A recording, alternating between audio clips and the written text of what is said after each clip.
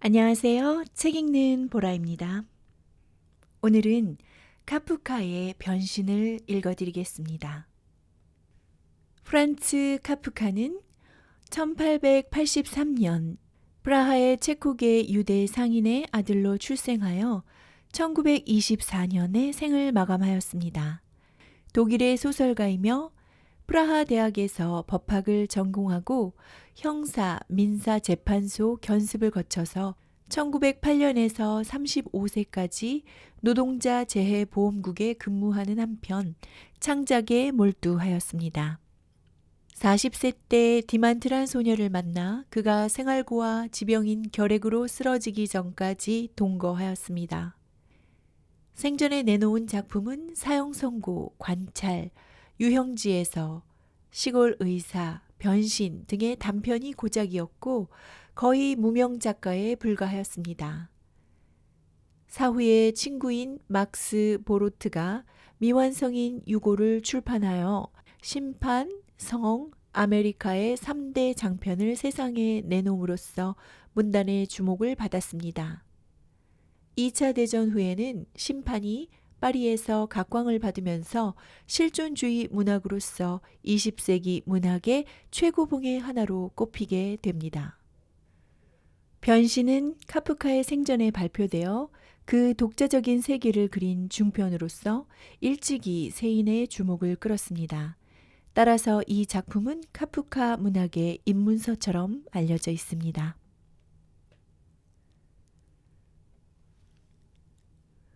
변신 프란츠 카프카.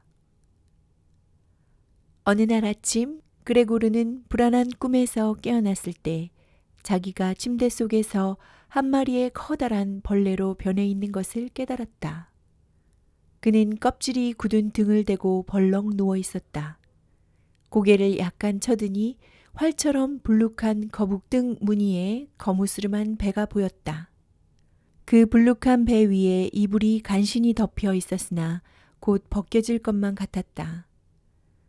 전날까지는 굵직했던 2개의 다리에 비해 비참하게도 가느다란 여러 개의 다리가 힘없이 간들거리며 버둥거리고 있었다. 그는 이게 어찌된 셈일까 하고 생각했다. 꿈은 아니었다. 그는 창문 쪽으로 시선을 던졌다. 밖에서 빗방울 떨어지는 소리가 들렸다. 날씨가 음산한 탓인지 그는 기분이 우울해졌다. 그는 잠시 좀 더 자서 모든 쓸데없는 망상을 다 잊어버릴 수 있었으면 좋겠다고 생각했다.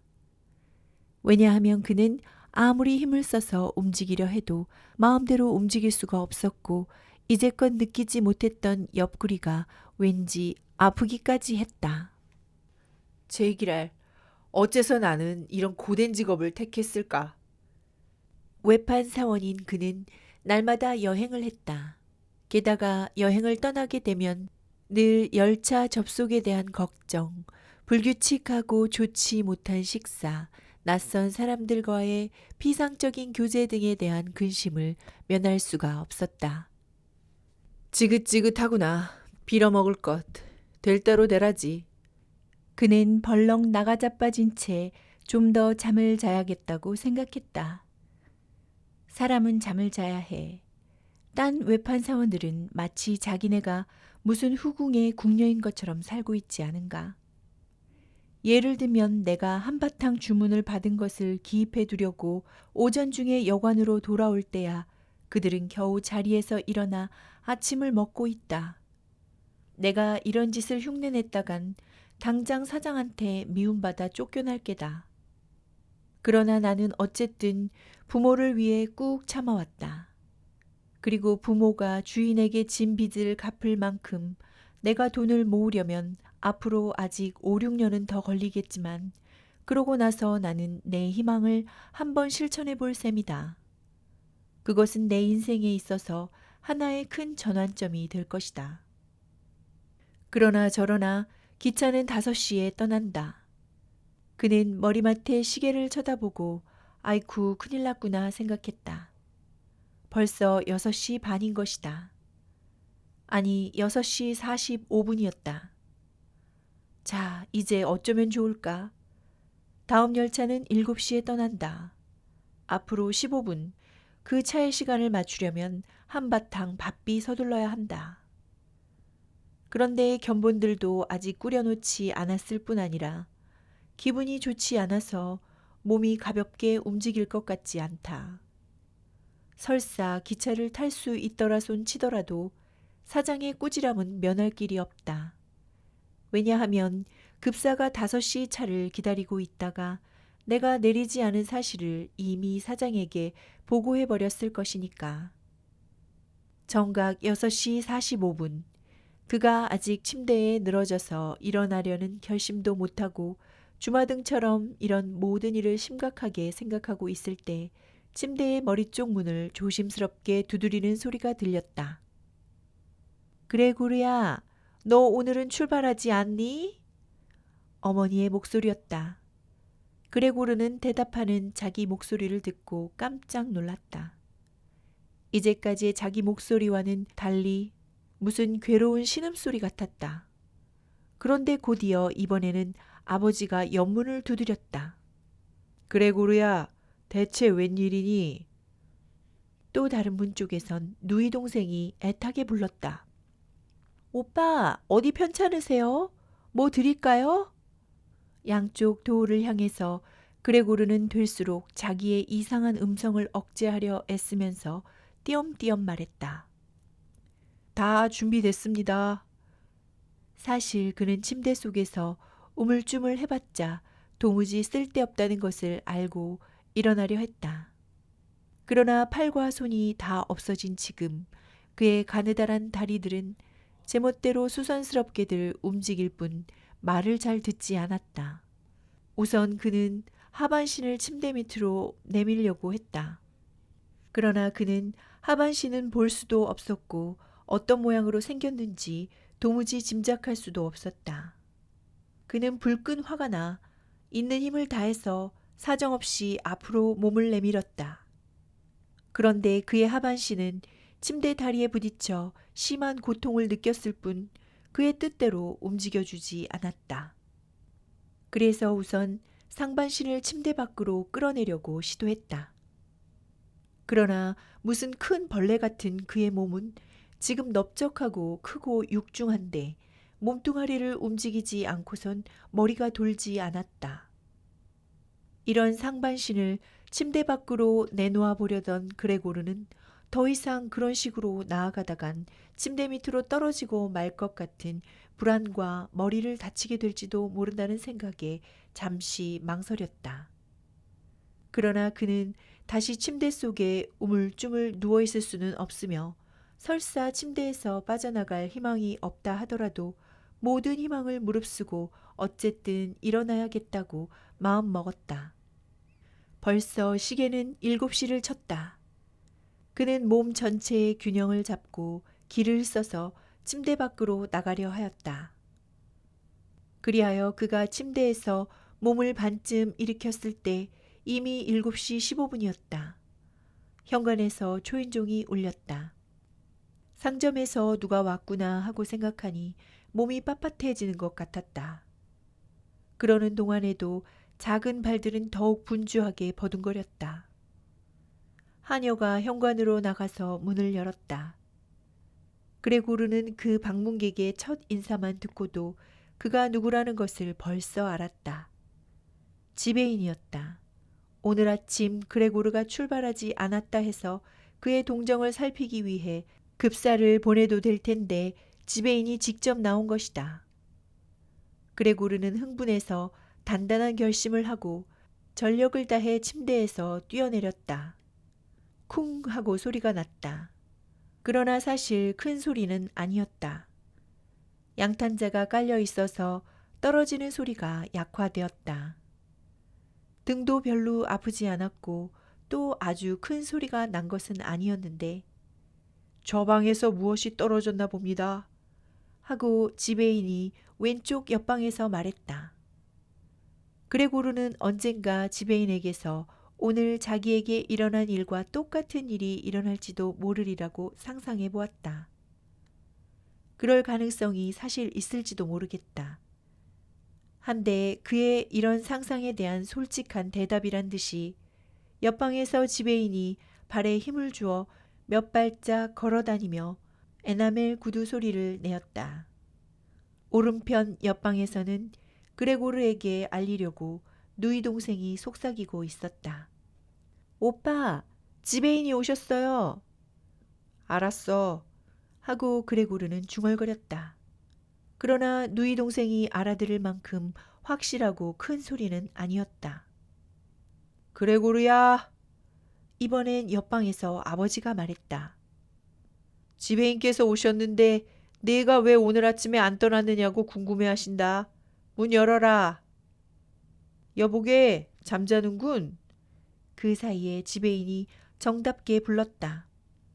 얘가 몸이 불편한 모양이에요. 그렇지 않으면 도대체 그레고르가 기차를 놓칠 리가 있겠습니까? 어머니가 지배인에게 아들을 변명하는 말을 늘어놓았다. 곧 나갑니다. 하고 그레고르는 천천히 말했다. 그 밖에 나도 다른 뜻으로 생각하지는 않습니다.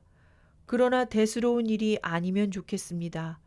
우리처럼 장사하는 사람들이야 어디 웬만큼 몸이 불편해선 가만히 누워있을 수 있습니까? 웬만한 건 그냥 참아야지요. 아버지는 그레고르한테 지배인께서 들어가셔도 좋으냐?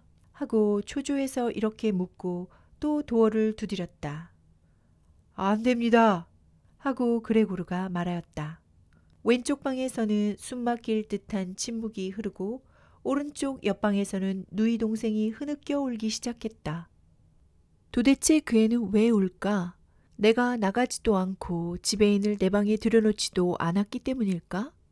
내가 실직할까봐 그러는 걸까? 그렇지 않으면 상점 주인이 옛날 빚을 재촉할지도 몰라서 그러는 걸까? 그런 것들은 서둘러서 걱정할 필요도 없는 일이다. 그래도 아직 그레고르는 여기 있을 뿐더러 결코 부모를 저버릴 생각은 해본 일조차 없다. 그는 잠시 양탄자 바닥에 누워 있었다. 이때 그가 어떤 상태로 변해 있는지 알고 있는 사람이라면 지배인을 그의 방으로 들여보내라고 진정으로 요구하지는 않을 것이다. 그러나 다음에라도 쉽사리 변명할 수 있는 이러한 사소한 신뢰 때문에 그레고르가 즉시 상점에서 쫓겨나는 일은 없을 것이다. 한데 지배인이 아까보다 언성을 약간 높였다. 도대체 어찌 된 셈인가? 왜 방 안에서 나오지도 않으며 작업상의 의무에 태만하고 자네 부모를 괴롭히고 있나? 곧 명확한 설명을 해주게. 그리고 나는 늘 자네를 이제까지 침착하고 분별이 있는 사람으로 생각했는데 이런 법이 어디 있나?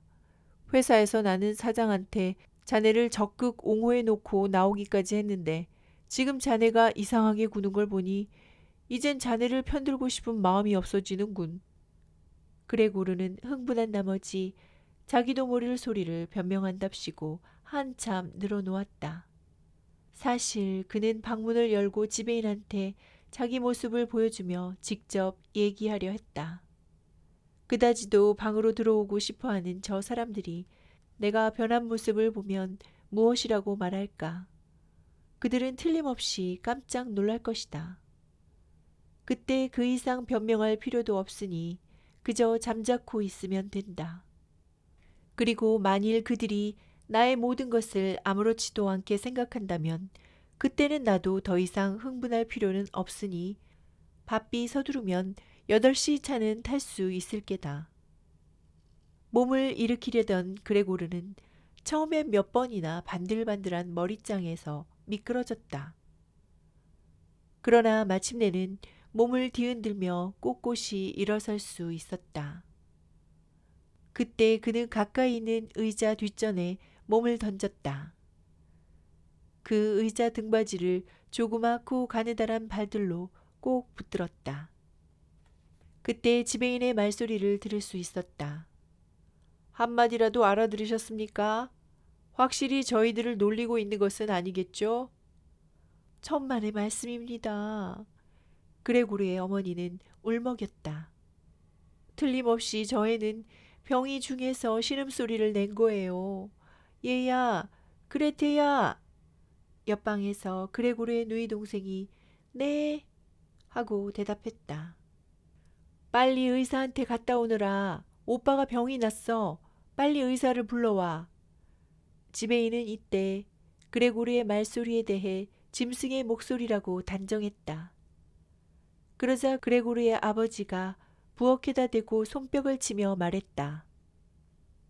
예, 안나야, 어서 자물쇠 장수를 불러오너라. 이와 같이 밖에서는 그레고르를 구원할 준비를 갖추고 있었다. 처음으로 지시가 내려지고 그레테와 안나는 밖으로 사라졌다. 그레고르는 그런 것에 대해 기분이 좋아짐을 느꼈다. 자기가 다시 사람 축에 끼게 된 것 같아서였다.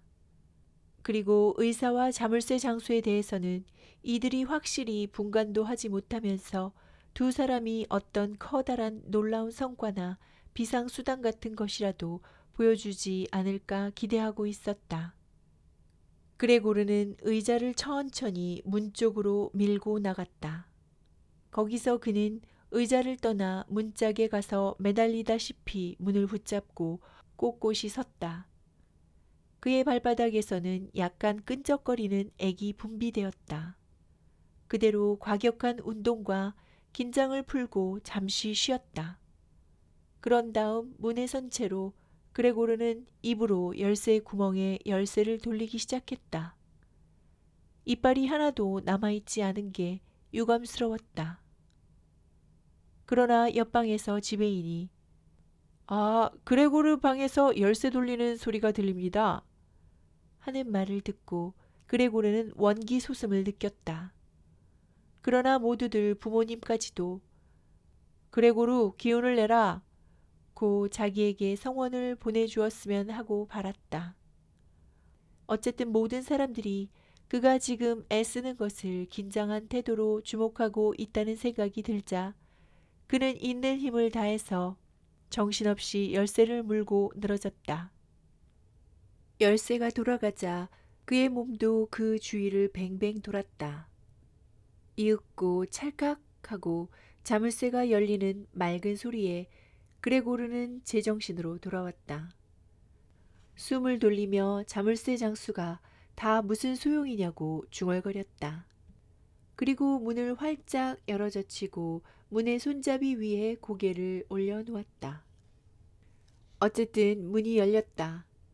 그러나 그가 내내 문에 매달려 있었기 때문에 그의 모습은 아직 밖에서는 보이지 않았다.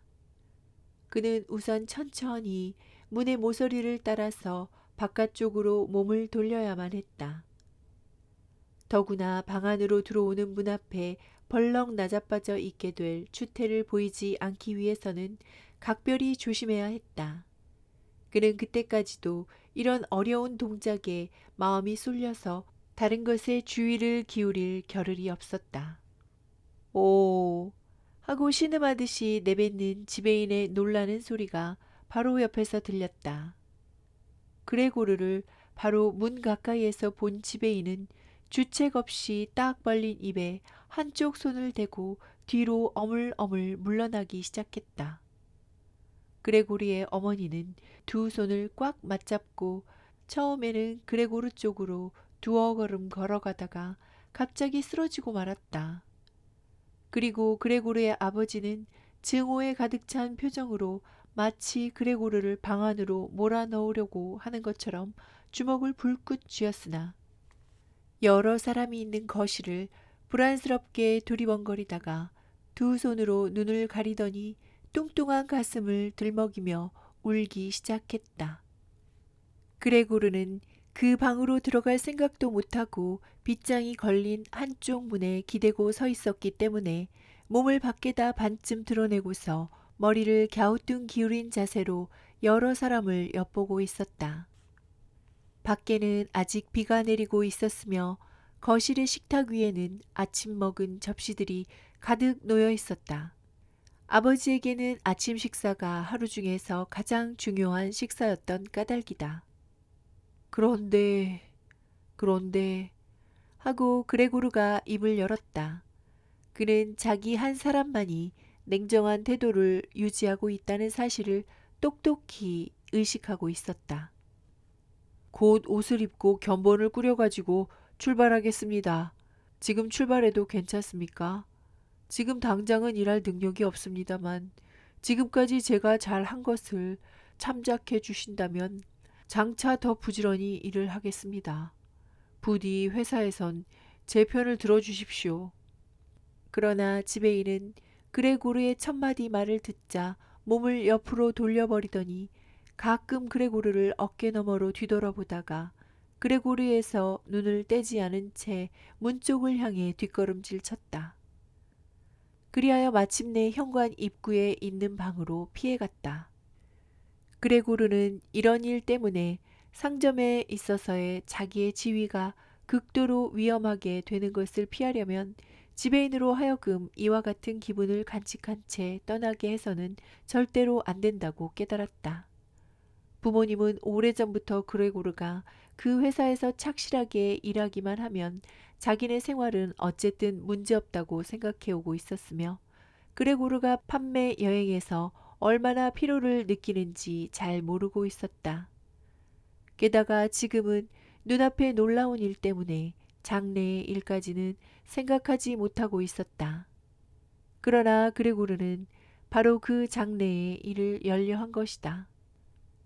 지배인을 붙들어 놓고 마음을 가라앉혀 설득시킨 다음 마침내 그의 환심을 사지 않으면 안 된다. 그레고르와 가족들의 장래는 바로 그 성패에 달려있는 것이다. 그레고르는 문을 떠나서 슬금슬금 문틈으로 빠져 문지방을 넘어서 지배인 쪽으로 가려 했다. 지배인은 그때 우스꽝스럽게도 현관 계단 난간에 두 손으로 꼭 매달려 있었다. 그레고르는 몸을 움직이기 시작하였을 때 자기의 발들이 이젠 그의 뜻대로 잘 움직여주는 것을 기뻐하였다. 한데 멍하니 얼빠진 사람 같던 그의 어머니가 벌떡 일어나며 소리쳤다. 사람 살려요! 아이고 사람 살려요! 그러면서 정신없이 뒤로 피했다. 그레고르는 될 수 있는 한 꼭 지배인을 붙들려고 앞으로 나갔다. 그러자 지배인은 벌써 눈치를 채고 한꺼번에 몇 계단씩 뛰어내려가 사라지고 말았다. 그러자 그레고르의 아버지는 긴 의자에 놓여있는 지배인의 지팡이를 바른손에 들고 왼손에는 탁자 위에 있던 신문을 들고 와서 휘두르고 발을 구르며 그레고르를 도로 그의 방에 몰아넣으려 했다. 심지어는 슛슛하고 소리치기까지 했다. 그레고르가 아무리 애원해도 소용이 없었다. 그가 애원하는 말 따위는 통할 것 같지 않았다. 그러나 그레고르는 그때까지 뒷걸음질을 쳐보지 않아서 동작이 매우 느렸다. 만일 휙 돌아설 수 있다면 곧 자기 방으로 돌아갔을 것이다. 그러나 몸을 돌리느라 시간이 걸려서 아버지의 지팡이에 몹시 얻어맞지 않을까 겁내었다. 그의 아버지는 이윽고 그가 방향을 돌리기 시작하는 걸 보자 태도를 누그러뜨렸지만 계속해서 슛슛하며 몰았다. 그 소리가 몹시 듣기 싫어서 그레고르는 전력을 다해 문턱을 기어넘어 다시 제 방으로 돌아왔다. 그러자 밖에선 문이 탕 하고 닫히고 주위는 갑자기 조용해졌다.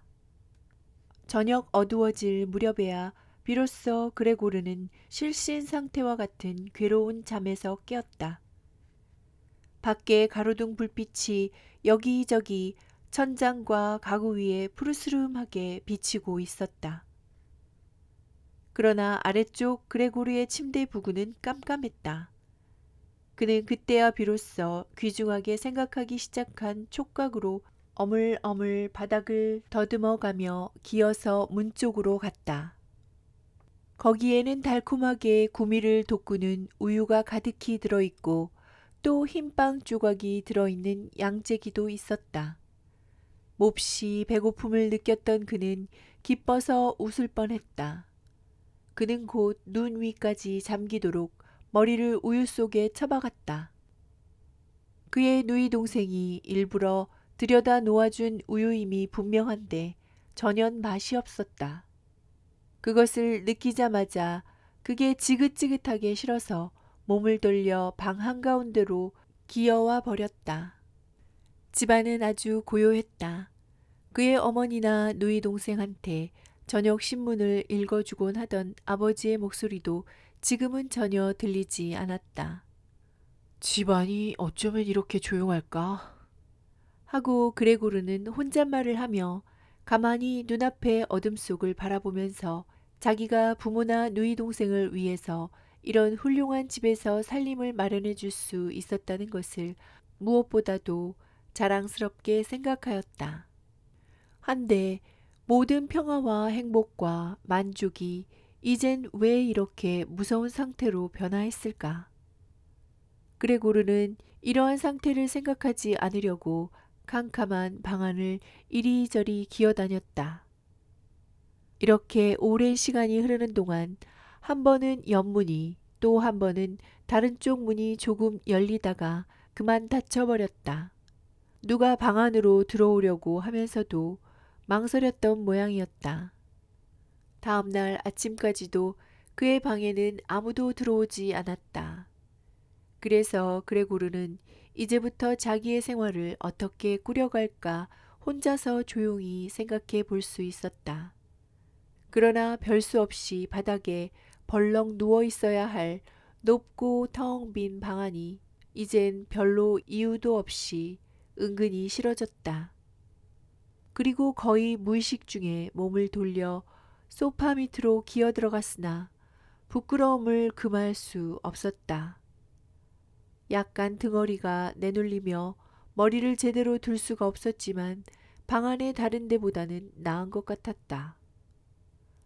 밤새도록 소파 밑에 누워서 때로는 반쯤 졸다가 배가 고파서 깜빡 잠이 깨기도 하고 때로는 걱정과 막연한 희망 속에 잠기며 하룻밤을 새웠다. 그러나 그가 얻은 결론은 어쨌든 꾹 참고 견디어 보자는 것이었다. 그런데 아직 밝지도 않은 이른 새벽에 그레고르는 자기가 막 마음먹은 결심을 시험해 볼 기회가 생겼다. 거실에서 이미 옷을 다 입은 누이 동생이 도어를 열고 긴장된 표정으로 방 안을 들여다보았다. 누이 동생은 그를 즉시 발견하지 못했으나 이내 소파 밑에 있는 자기를 발견하고는 어디건 방 안에 있을 수밖에 없지 않은가. 날아서 달아날 수도 없는 노릇 아닌가. 깜짝 놀라 어쩔 줄 모르고 밖에서 다시 문을 닫아버리고 말았다. 그러나 그녀는 자기의 그런 태도를 곧 뉘우친 듯 다시 문을 열고 방 안으로 들어왔다. 그레고르는 소파 가장자리까지 바짝 머리를 내밀고 그녀를 올려다 보았다. 그녀는 과연 남은 우유를 발견할 수 있을까? 그것도 사실은 배가 불러 남겨놓은 것은 아니니 더 맛있는 음식을 방 안으로 날라다 주면 얼마나 좋을까 하고 생각했다. 누이 동생은 우유가 주위에 약간 쏟아져 있을 뿐 아직 양재기 안에 그대로 남아있는 것을 보았을 때 몹시 놀라는 것 같았다. 그러나 그녀는 곧 양재기에 걸레 조각을 대어들고 밖으로 나가버렸다. 그러더니 그녀는 자기 오빠가 무엇을 좋아하는지 시험해 보려는 듯 이번에는 여러 가지 음식을 가져왔다. 오래되지 않은 신문지 위에 그녀가 펴놓은 것은 식구들이 먹다 남긴 뼈다귀, 건포도와 아몬드 몇 알, 이틀 전에 그레고르가 맛없다고 말한 치즈, 아무것도 바르지 않은 빵, 버터를 바른 빵, 버터를 바르고 소금을 뿌린 빵, 그 밖에 그레고르 전용으로 정해진 듯한 사발의 물 등등이었다. 그리고 나서 자기 앞에서는 그레고르가 먹지 않을 것이라는 것을 재빨리 알아차리고는 급히 나가버렸다. 그리고 밖에서 열쇠까지 채웠다. 식사를 하러 가는 그레고르의 상처는 다 나아버린 듯 조금도 불편이 느껴지지 않았다. 그것이 그 자신도 매우 놀라웠다. 생각해보니 한 달도 넘었지만 칼에 조금씩 베인 손가락이 엊그제까지도 몹시 아팠었다. 혹시 감각이 둔해진 건 아닐까? 그는 이렇게 생각하고 우선 치즈로부터 시작하여 야채 소스 등 개걸스럽게 차례로 먹어치웠다. 도리어 신선한 음식은 냄새조차 맡기 싫어진 것이었다. 이윽고 먹을 것을 다 먹어치우고 빈둥빈둥 신문지 옆에 누워있을 때 밖에서 그레타가 천천히 열쇠를 돌리는 소리가 들려왔다. 그것은 그레고르에게 얌전히 제자리로 돌아가라는 신호였다. 막 잠이 들 뻔했던 그레고르는 다시 소파 밑으로 부랴부랴 기어들어갔다. 그것이 잠시 동안이었으나 음식을 많이 먹어 몸집이 약간 뚱뚱해진 까닭에 좁은 소파 밑에서는 숨도 제대로 쉬지 못해 몹시 고통스러웠다. 그의 누이 동생은 남은 음식을 모조리 쓰레기통에 휩쓸어 넣어가지고 곧 나가버렸다. 그레고르는 그제야 소파 밑에서 기어나와 넓은 방바닥에 사지를 쭉 펴고 누워 숨을 돌렸다. 그는 매일 이렇게 식사했다. 그리고 첫날 아침에 가족들이 의사와 자물쇠 장수한테 뭐라고 말하며 그냥 돌려보냈는지 그는 전혀 모르고 있었다.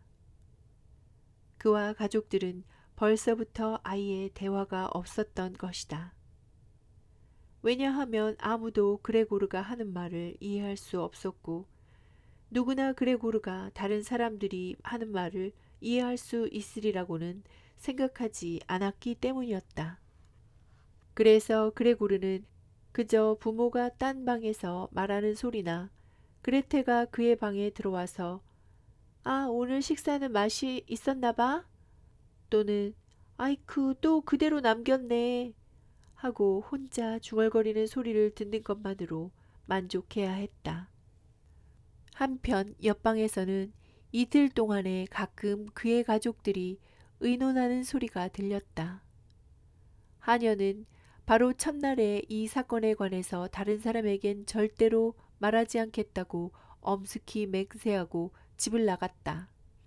그래서 누이 동생은 어머니와 협력해서 요리를 만들지 않으면 안 됐다. 그리고 옆방에서 가족들이 말한 것을 들어보면 5년 전에 사업에 실패하여 파산했을 때 간신히 건져내왔던 물건이 있었고 또 그동안 그레고르가 성실히 생활비를 댄 때문에 과거의 재산이 약간은 남아있는 듯 했다. 그러나 돈을 모아두었다고는 하지만 그 이자로 가족을 먹여 살리기에는 너무나 보잘것없는 금액이었다. 아마 1년, 오래간대야 2년이나 살아갈까. 그 이상 버티어 나가기는 어려웠다. 즉, 그 돈은 만일의 경우를 생각해서 애당초 손을 대서는 안 되는 정도의 금액에 지나지 않았다. 그러니 누구든지 그레고르 대신에 생활비를 벌어와야 할 처지였다. 그런데 그의 아버지는 몸은 건강하지만 이미 늙어서 5년이나 아무 일도 못하였고 그의 어머니 역시 너무 늙은 데다가 천시까지 앓고 있고 그의 노이 동생인 그레타는 이제 겨우 17살이었다. 그러니 생활비를 제대로 벌어들일 만한 사람은 아주 없는 거나 마찬가지였다. 옆방에서 돈이 필요하다는 이야기가 나올 때마다 그레고르는 가죽 소파 위에 몸을 던지는 것이었다. 너무나 부끄럽고 서글퍼서 온몸이 후끈 달았기 때문이다. 그레고르가 변신한 지 이미 한 달이 지난 어느 날이었다. 그동안에 그의 식사 시중을 들고 가끔 방 청소를 해준 것은 누이 동생 그레테였다. 이미 누이 동생은 그레고르의 모습을 보고 놀랄 아무런 이유가 없었다. 언젠가 누이 동생이 다른 때보다도 일찍 왔기 때문에 그녀는 그레고르가 창밖을 내다보고 있는 현장에서 꼼짝달싹 못하고 그냥 까무러치게 질겁하면서 뒤로 물러서 나가버렸다. 그래서 그레고르는 그런 자기 모습을 누이 동생에게 보이지 않기 위해서 4시간이나 걸려 아마포 혼이불을 소파 위에 날라다 놓고 대개는 그 혼이불 속에 들어가 있기로 했다. 어느 날 이 새로운 설비를 누이 동생이 어떻게 생각하나 살펴보려고 혼이불을 약간 들치고 보았을 때 누이 동생은 감사의 뜻이 어린 눈초리로 힐끗 자기를 쳐다보는 것처럼 느껴졌다. 그때까지 그의 부모는 그레테에게 그레고르의 얘기를 전해 듣고 있었다. 그러던 어느 날 어머니는 아들의 방에 들어가 보겠다고 처음으로 말했다. 그러나 그레고르의 아버지와 그레테는 한사코 만류했고 그때 어머니는 큰 소리로 외쳤다. 그레고르에게 가보겠어요. 누가 뭐라 해도 그는 불행한 내 아들이에요. 정말 가봐야 되지 않겠어요? 그때 그레고르는 어머니가 그의 방에 한 일주일에 한 번만이라도 들어와 준다면 확실히 좋겠다고 생각했다. 그레고르의 그와 같은 소원은 곧 이루어졌다.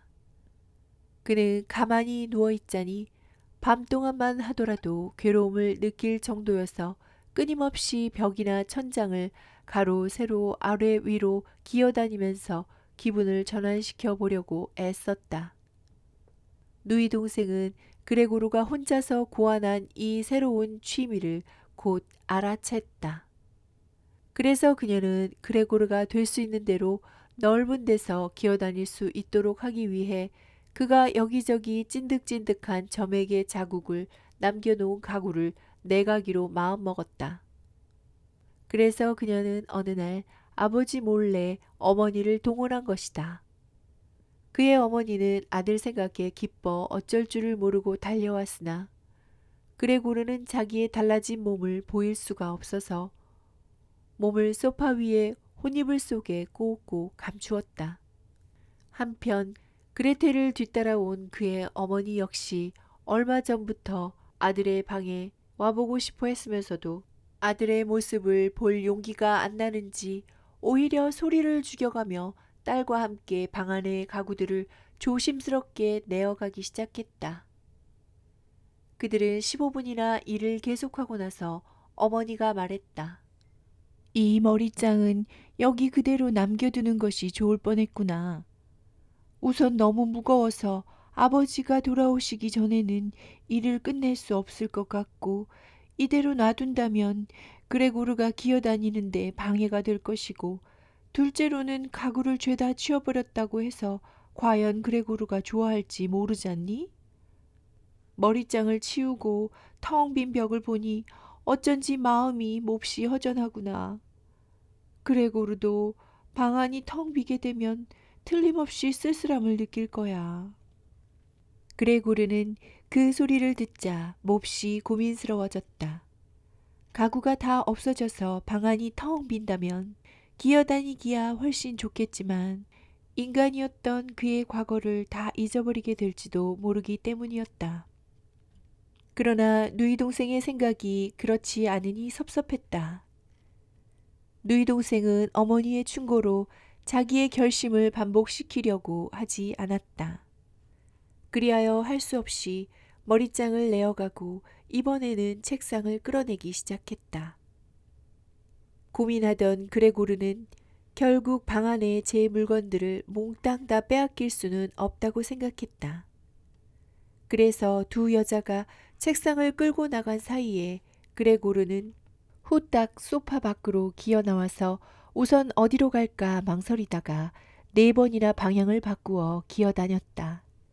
그때 이미 텅 빈 벽에 온통 털가죽으로 몸을 싼 뚱뚱한 여자의 그림 하나가 걸려있는 것이 유난히 눈에 띄었다.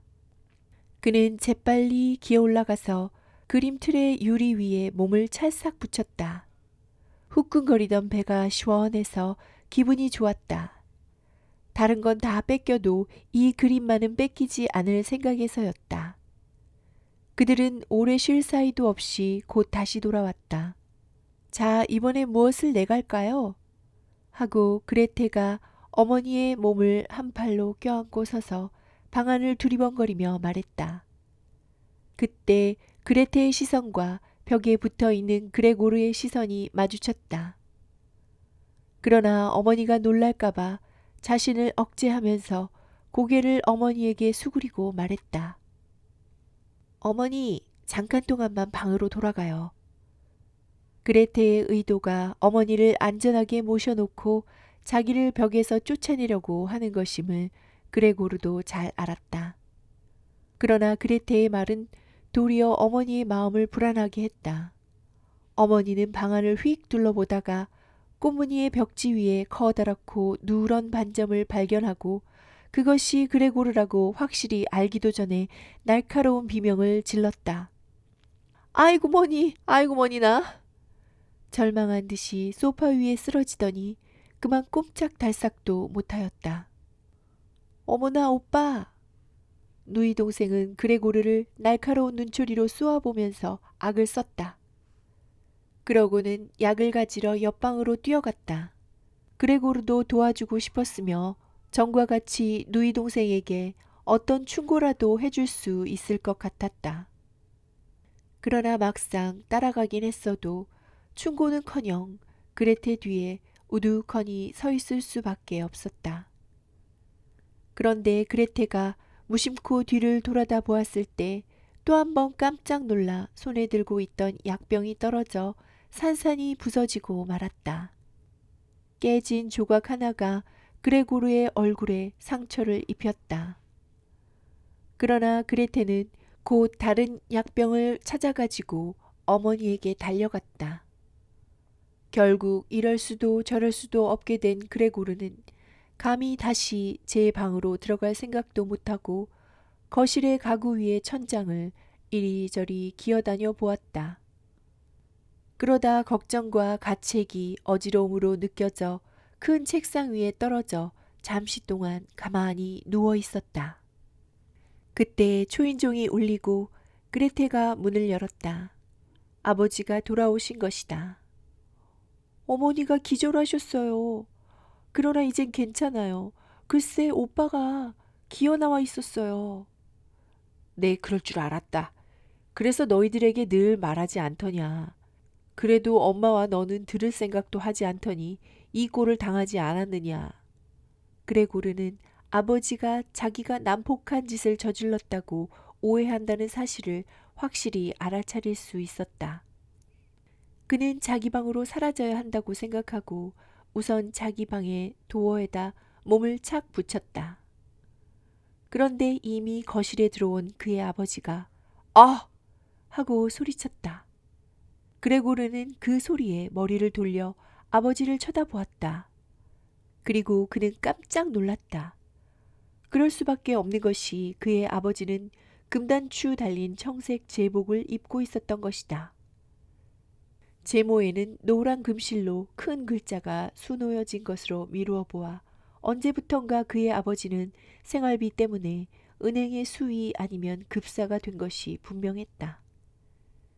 제모를 내던진 그의 아버지는 못마땅하다는 듯이 상을 찌푸리고 그에게로 다가왔다.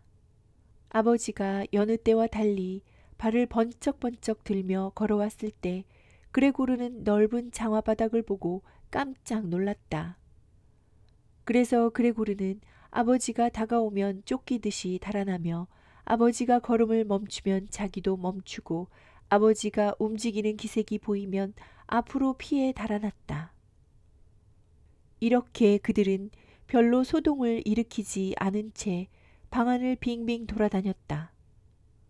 한데 얼마 안 가서 그의 아버지가 처음에는 겨누지도 않고 사과를 던졌으나 계속해서 던진 사과 한 알이 드디어 그레고르의 등에 박혔다. 고통을 덜어보려는 듯이 그레고르는 앞으로 몸을 움직이기 시작했다. 그리고 그는 마지막 시선으로 간신히 자기 방의 도어가 화다닥 열리고 어머니가 속옷바람으로 뛰어나오는 것을 볼 수 있었다. 그레고르의 등에 박힌 사과는 그 자신이 꺼내지도 못했고 다른 누구도 꺼내주지 않았다. 그것은 한 달 이상이나 그를 괴롭히고 그의 모습을 훨씬 더 비참하고 징그럽게 만들어 놓았다. 그러나 그가 아무리 징그러운 모습을 하고 있을지라도 어디까지나 가족의 한 사람임에 틀림없고 그를 원수처럼 대해서는 안 될 뿐 아니라 그에게 대한 불쾌한 감정이라도 꾹 삼켜버리고 무조건 참는 것이 가족으로서의 당연한 의무라고 아버지까지도 뼈저리게 반성하는 것 같았다.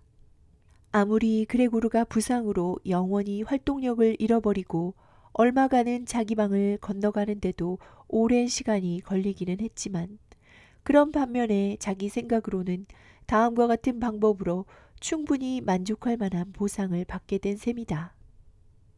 그것은 매일 저녁 거실로 통하는 문을 잠깐씩 열어놓아 가족들의 얘기를 좀 더 잘 들을 수 있도록 하는 것이 어느 정도 공공연하게 묵인된 것이다.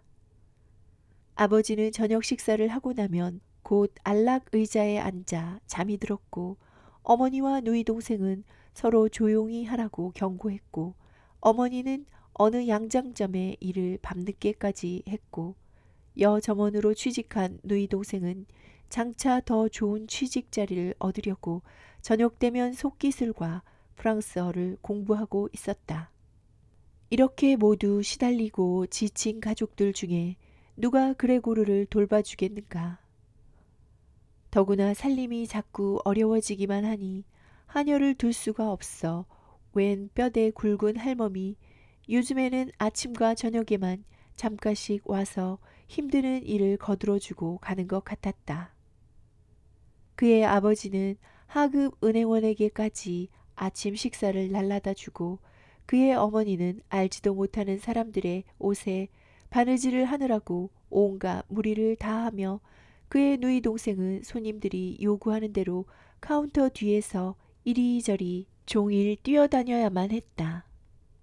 그의 가족들은 그 이상으로 더 일할 기력이 없었다. 그레고르는 밤이나 낮이나 잠을 이루지 못하고 날을 보냈다. 때때로 그는 다음에 도어가 열리면 가족들의 여러 가지 일을 전과 같이 도맡아서 해보려고 생각했다. 그런가 하면 그레고르는 전혀 가족들에 대해서 걱정, 근심할 기분이 나지 않을 때도 있고 그럴 땐 자기를 학대하는 데 대해서 그저 화가 날 뿐이었다. 더구나 요즘에는 그의 방에 음식도 잘 들어오지 않고 청소는 더구나 하지도 않았다. 그레고르는 아무래도 가족이 너무하다는 생각이 들었다. 그도 어쨌든 가족의 한 사람이요. 집에는 가족 말고도 할멈이 있지 않은가 말이다. 그 할멈은 한평생 아무리 어려운 일이나 심한 역경도 그의 강한 체력으로 능히 감당할 수 있으리라고 생각은 되었지만 처음부터도 그레고르의 추잡한 꼴을 보기 싫어하는 기색은 조금도 없었다. 그 여자는 우연히 그레고르의 방에 도어를 연 적이 있었다. 그때 그레고르는 몹시 당황하여 이리저리 기어다니기를 시작했다. 할멈은 놀라는 기색으로 그레고르의 모습을 바라보며 그 자리에 우두커니 서 있었다. 그때부터 그 할멈은 아침과 저녁으로 언제나 서슴지 않고 살그머니 그레고르를 들여다보곤 했다. 처음 얼마간은 그녀는 자기 딴에는 친절을 베푼다는 말투로 이리 온 늙은 말똥벌레야 라든가 저 늙은 말똥벌레 좀 봐 하고 그레고르를 자기 옆으로 불러보려 했다.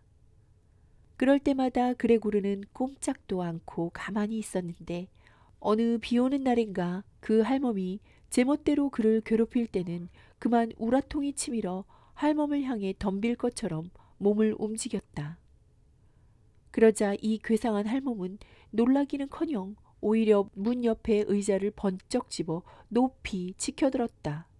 그레고르로서는 그걸 당해낼 엄두도 나지 않았다. 자, 더 덤비지 못하겠지? 그 할멈은 그레고르가 살며시 몸을 돌리는 것을 보자 그렇게 다짐하더니 의자를 가만히 내려놓았다.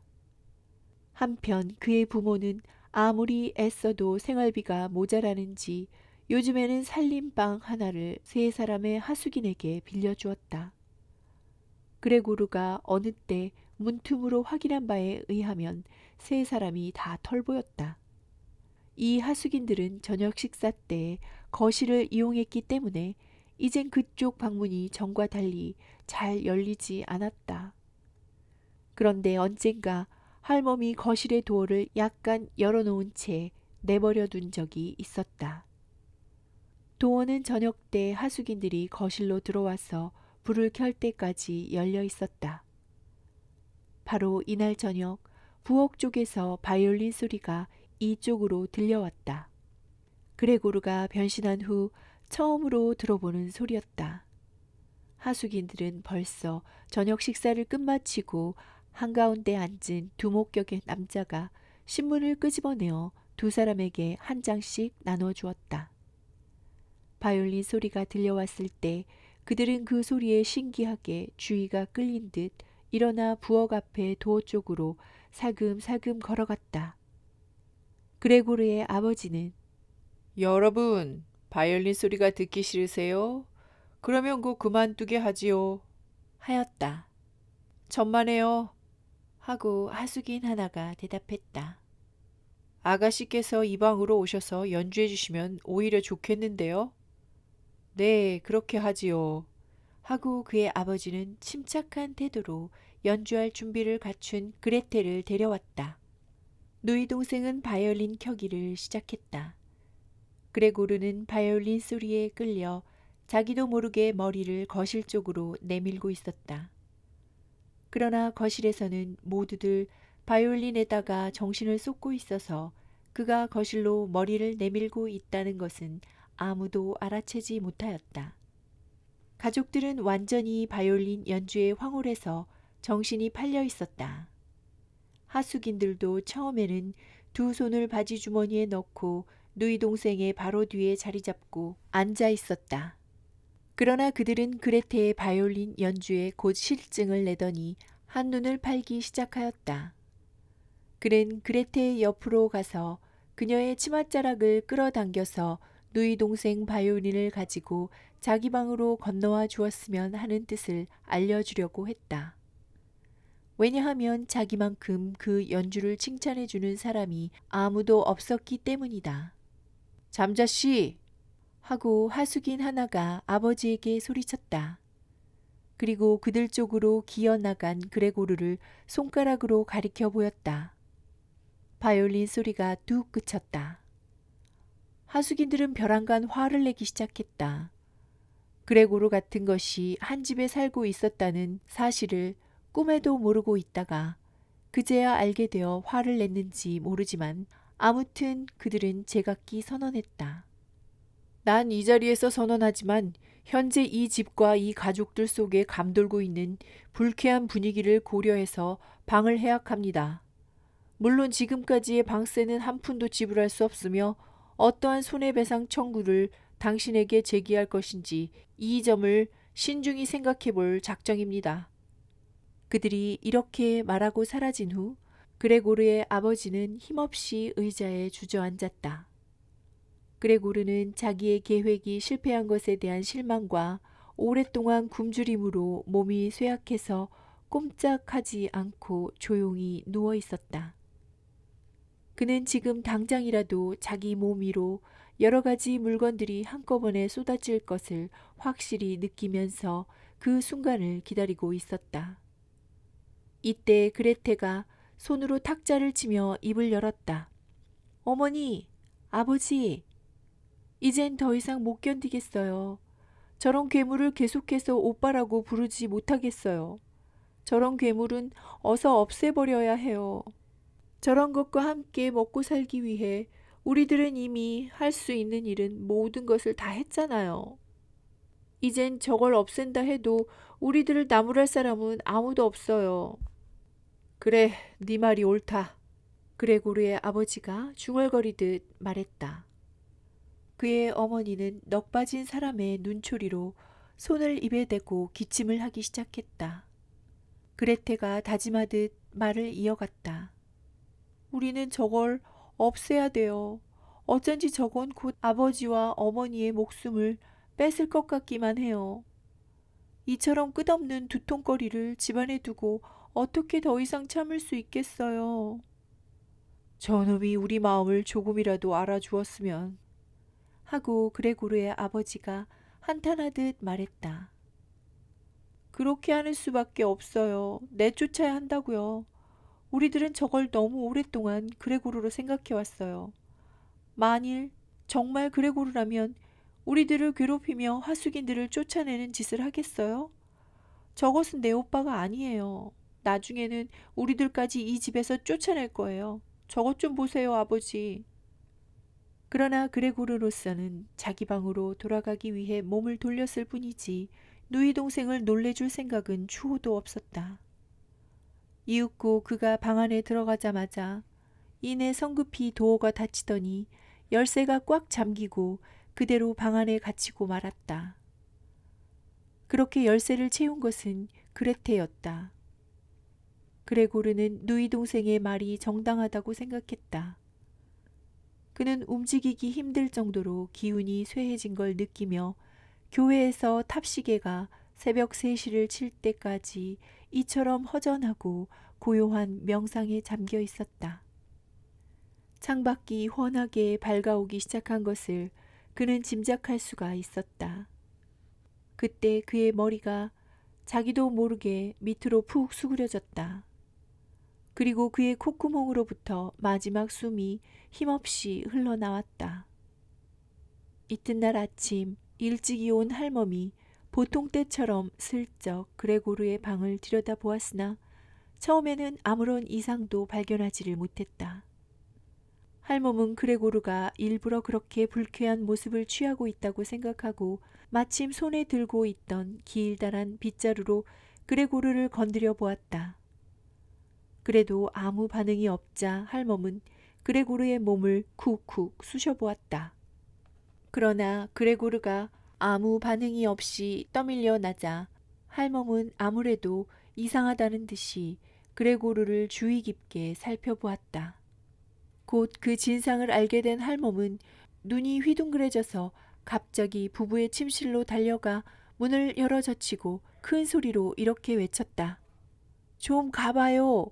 저것이 뻗었어요. 방바닥에 그만 뻗어버리고 말았어요. 잠자 부부는 기겁하며 침실을 나와 그레고르의 방으로 달려갔다. 그때 거실에서 자던 그레테도 뛰어나왔다. 자, 이제 우리는 하느님께 감사를 드려야 해. 그레고르의 아버지는 이렇게 말하고 가슴에 성호를 그었다. 어머니와 딸도 그가 하는 대로 따라서 했다. 죽은 그레고르의 몸은 이미 오래전부터 아무것도 먹지 않아서 바싹 여위었으며 백가죽은 등허리에 착 달라붙어 있었다. 잠자 부인은 슬픈 미소를 지으며 그레고르를 내려다보다가 남편과 함께 딸을 데리고 거실로 나갔다. 세 하숙인들은 방에서 나와 아침 식사를 찾았으나 어리둥절한 표정이었다. 잠자 씨는 그들을 보자 당장 우리 집에서 나가주시오 하고 소리를 쳤다.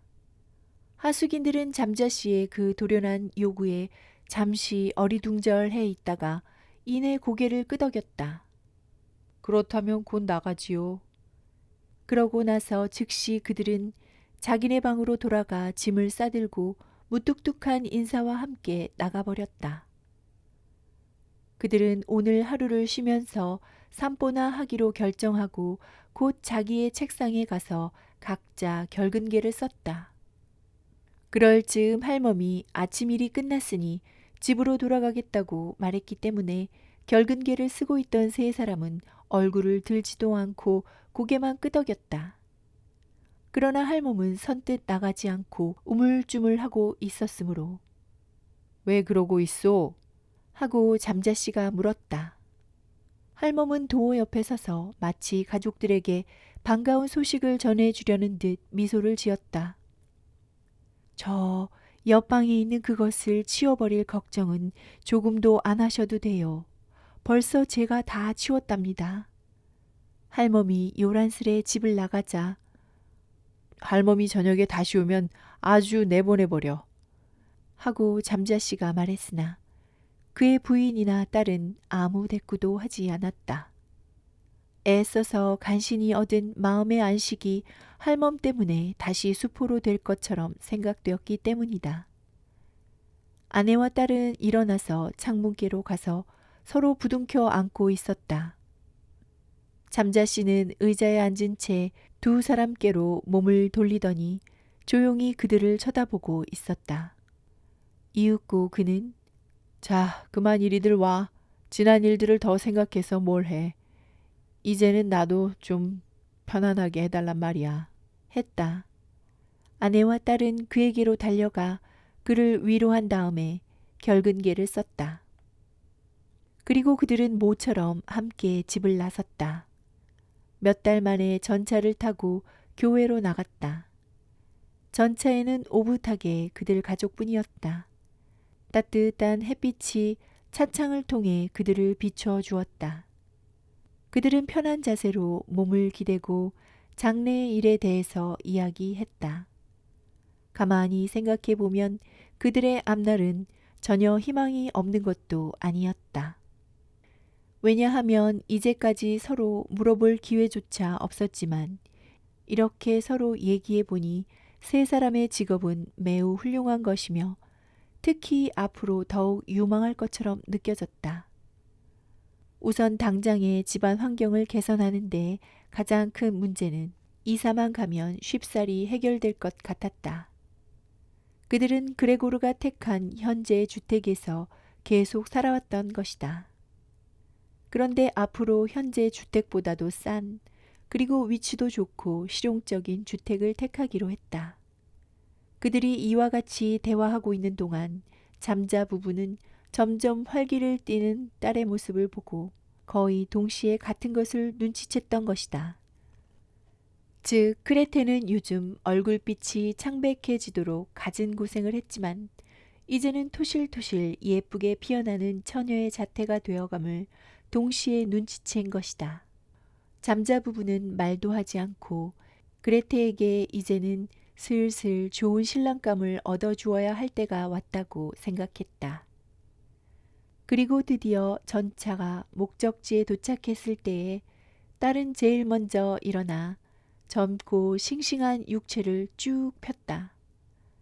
딸의 모습이 잠자 부인의 눈에는 그들의 새로운 꿈과 아름다운 계획을 다짐해 주는 것처럼 비쳤다.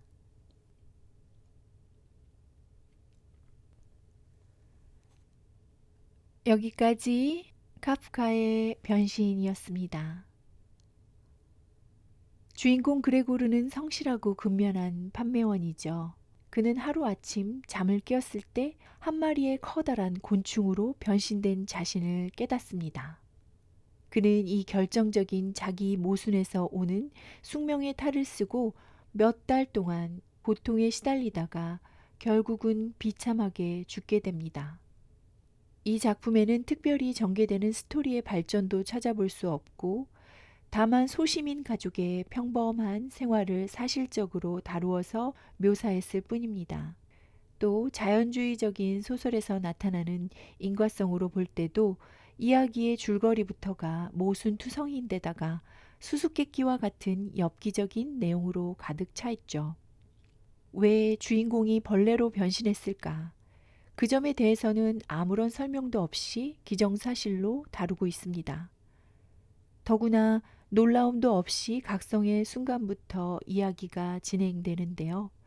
변신한 주인공은 여전히 인간의 의식과 양심을 간직한 채 아침에 출근하는 시간을 걱정하고 사장과 지배인이 자기에게 품을 의혹에 대해 염려하며 자기가 직장을 그만두면 가족들은 어떻게 될까 하고 근심합니다. 이 기괴한 벌레의 생활은 가족들이 영위하는 일상생활의 평범성과 병행되면서 양자의 단절 사이에서 생겨나는 괴상한 교섭은 요기가 감도는 유머와 더불어 그것이 융합되어 불러일으키는 엽기적인 분위기를 자아냅니다. 그것은 독자를 색다른 인식의 세계로 끌어가기 때문에 독자들은 카프카가 전개시키는 새로운 차원의 세계적인 현실에 대해서 경악과 의아심을 금하지 못합니다. 이런 점에서 이 작품은 초현실주의의 파노라마라고 말할 수 있을 것입니다. 끝까지 함께 해주셔서 감사합니다. 책 읽는 보라였습니다. 오늘도 행복하세요.